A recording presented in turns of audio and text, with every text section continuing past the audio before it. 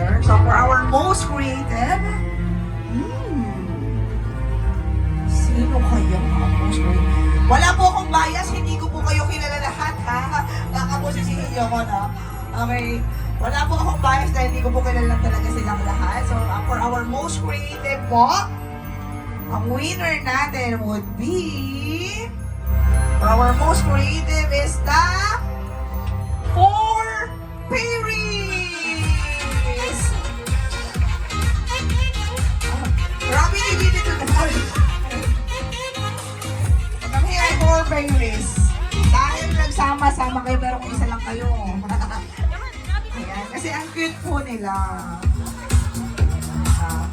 Hello, net, guys. Sam, come forward, join us here for our photo ops. Ayan, the Four Fairies, the most creative.